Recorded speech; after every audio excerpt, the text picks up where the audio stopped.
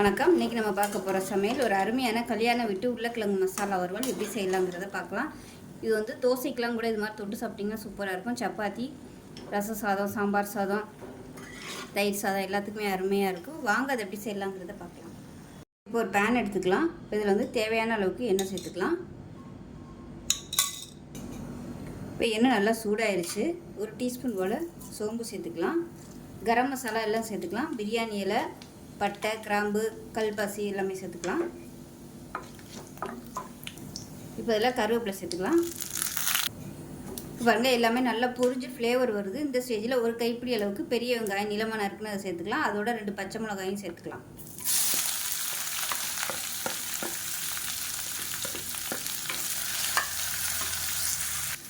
வெங்காயம் வதங்குறதுக்கு உப்பு சேர்த்துக்கலாம். இப்போ இதில் இஞ்சியும் பூண்டு நச்சு வச்சுருக்கேன். அதாவது 4 பல் பூண்டு, ஒரு 3 துண்டு இஞ்சி நச்சு வச்சுருக்கேன். இதை சேர்த்துக்கலாம்.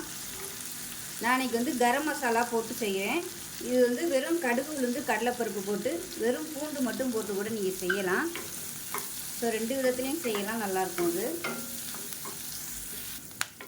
இப்போ இஞ்சி பூண்டு பச்சை வாசனை போயிடுச்சு. மீடியம் சைஸாக ஒரு தக்காளி பொடியாக கட் பண்ணதை சேர்த்துக்கலாம். இப்போ இதில் 1/4 டீஸ்பூன் மஞ்சள்தூள் சேர்த்துக்கலாம். 1 டேபிள் ஸ்பூன் மிளகாத்தூள், காரத்துக்கு தகுந்த மாதிரி சேர்த்துக்கோங்க. 1/2 டேபிள் ஸ்பூன் தனியாத்தூள். தனியாத்தூள் வந்து கம்மியாக சேர்த்துக்கோங்க. இது எல்லாமே நல்லா வதங்கட்டும்.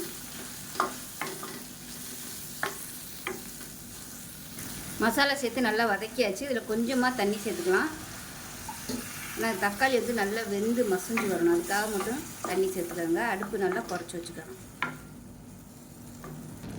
தக்காளி ஓரளவுக்கு நல்லா மசிஞ்சு வந்துருச்சு. இந்த ஸ்டேஜில் தேங்காய் கசகசா அரைச்சது வந்து ஒரு 3 டேபிள் ஸ்பூன் சேர்த்துக்கலாம். இது வந்து நீங்கள் பாலை எடுத்து சேர்க்குறதுனாலும் சேர்த்துக்கலாம். நான் வந்து அப்படியே அரைச்சிட்டு சேர்த்துருக்கேன், நைஸாக அரைச்சிட்டு. இப்போ இதையும் கலந்து விட்டுட்டு சிம்மில் விட்டுடலாம். அப்படியே நல்லா எண்ணெய் தெளிஞ்சு வரணும்.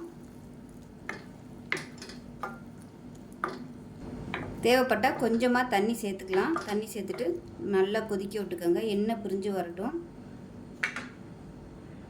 இப்போ பாருங்கள், ஓரளவுக்கு நல்லா வெந்து லைட்டாக எண்ணெய் பிரிய ஆரம்பிக்குது. இந்த ஸ்டேஜில் உப்பு பத்தலை, அதனால் கொஞ்சமாக நான் வந்து உப்பு சேர்த்துக்கிறேன். உருளைக்கிழங்கு வேக வைக்கையில் உப்பு சேர்த்துக்கோங்க. அப்படி உப்பு சேர்க்கலைன்னா இந்த கிரேவியில் கொஞ்சம் உப்பு சேர்த்துக்கோங்க. கொஞ்சமாக இதில் உப்பு சேர்த்தா போதும். நான் உருளைக்கிழங்கு வேக வைக்கையில் உப்பு போடலை, அதனால் இதில் வந்து கொஞ்சம் உப்பு அதிகமாக போட்டிருக்கேன்.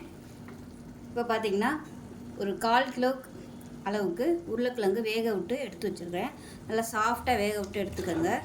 அப்போ தான் இந்த கிரேவிக்கு நல்லாயிருக்கும். இப்போ நல்லா கலந்து விட்டுட்டு அடுப்பு நல்லா சிம்மில் விட்டுறலாம். கொஞ்ச நேரத்துக்கு அப்படியே சிம்மில் இருக்கட்டும். அப்போ தான் இந்த மசாலா எல்லாமே நல்லா உருளைக்கிழங்குல இறங்கும். இப்போவே நல்ல ஃப்ளேவராக இருக்குது. இப்போ பாருங்கள், உருளைக்கிழங்கு மசாலா வறுவல் சூப்பராக ரெடி ஆயிடுச்சு. மேலாப்பில் கொத்தமல்லியை சேர்த்துட்டு நல்லா கலந்து விட்டுடலாம். அவ்வளோதான், கல்யாண விட்டு உருளைக்கிழங்கு மசாலா ரெடி ஆயிடுச்சு. சூப்பராக இருக்கும். ரச சாதம், சாம்பார் சாதம், தயிர் சாதத்துக்கெலாம் இது மாதிரி தொட்டு சாப்பிட்டிங்கன்னா அருமையாக இருக்கும்.